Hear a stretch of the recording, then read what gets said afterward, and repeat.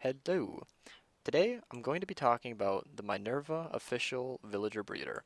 This was designed a couple years ago by the LA Man for his single player world, and I've since adapted the design because I think it's just so perfect. We've shortened it to 16 villager pairs. In here we have 32 villagers, and each of them produces 6 villagers per hour per pair, for a total of 96 villagers an hour. This design is expandable. You can easily add another one right here, and even 2 more of these modules right here, for a total of about 400 villagers an hour. So it directly scales. To make the village, we have a villager up here, next to some doors and some light sources. He creates the village, detects it, and then all of the other villagers, when fed, produce babies.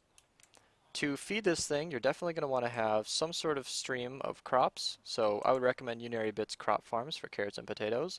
On the last world we had about 16 of these, and that easily fed 32 pairs of villagers. I was actually considering upping it, but you never know. So the villager babies are being held in this single block space with water above their heads.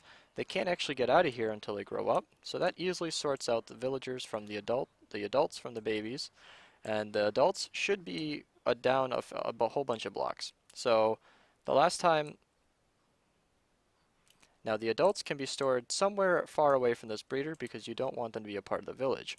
I would recommend putting them into a villager sorter. I have a great design for it, and I'll link that in the description below. And if you want to know how to get a perfect villager, I'll link that video as well, because I think these are really great resources for villager trading. Now the design is very simple and very compact for its form. I know that there are smaller designs out there, but this is a classic design, I call it. It can work in any version, I believe 1.8 and before. It might work in 1.7, I'm not sure, but that's a bit outdated. This will always work in all future versions unless they change something fundamental about villager breeding. So I think it's a really solid design to go for. The way it works exactly are these villager pairs pick up food from the ice next to their heads, and then with glass inside their bodies, the food never actually goes down into the baby area, and it gets held up on top for other villagers to collect. When they actually produce a baby, because their hitboxes are centered over the fence posts, the baby will immediately get shot out to the side and collected every single time. This makes sure that nothing gets backed up and the baby never actually collects any kind of food. There's really not too much to say on this design other than reiterating that it's about 96 villagers per module per hour, and then you could expand this to be about as big as you want. So you could have 4 in this configuration, or you could put this somewhere else. You could really do whatever you want with this design, but I think it's really great, and I totally recommend it. It's the one we're going to be using. So if I've sold you on it enough so far and you want a tutorial, then just wait a few seconds for me to stop talking. There will be a world download in the description below for sure, so you can check it out yourself, but that's it for me, and let's get on for the tutorial. Alright, for the tutorial we're actually going to start with this thing mostly built up. So the way I've laid this out is you can have the central point is where the babies will be held, and the adults can go.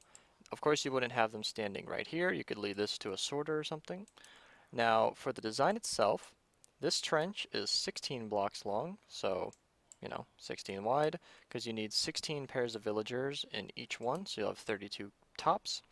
And the way you'd want to do this in survival mode would be to push the villagers into place, or in creative, just spawn them in. You need 2 in each hole, make sure you nudge them so they split up. That way the babies will shoot off right away. None of these guys are breeding right now because I haven't actually fed them, but this is what you'd want to do once you get them in place. So you'd want to put a piston facing down with any kind of glass or something that won't suffocate them. Push that into their head level, so put another block in place. Make sure it's right there. That way all of the food will actually stay right on top of them. And then you're going to want to get a slab and place that down onto their head as well. That way you can just have this nice clean slab to stop the water. The food has plenty of place to go, right at their head level. And then do this for every single one of the villagers.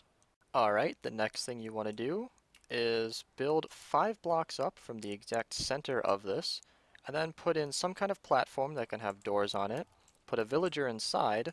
You will need a light source, so I chose sea lanterns, which also doubles as the wall to keep the villager from escaping, and then any kind of roof that blocks sunlight.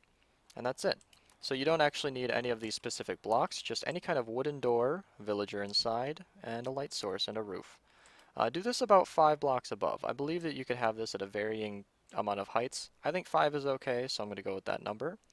And from there, the build is actually pretty simple. So you might have noticed I don't do block by block tutorials. I don't like them because it's a little restrictive. I want you to know that this design can be, I wish I could give you a number. It's a certain amount of blocks long. I keep it 16 because it's nice and easy to work with binary numbers. We have made this 20, and it just depends on the range of a village. I wish I could give you more information, but I'm sure you could find a video that could tell you more than I can. But this ice that I've placed here is, this could be packed ice or normal ice, depending on what you want. In fact, it doesn't actually need to be ice, but this is for the food stream. Oh, I'm not gonna be able to place that. So if you can't actually place a block, just use pistons. That'll be just fine, because the villager hitbox might get in your way a lot. You're not supposed to be there. All right, he went to a farm.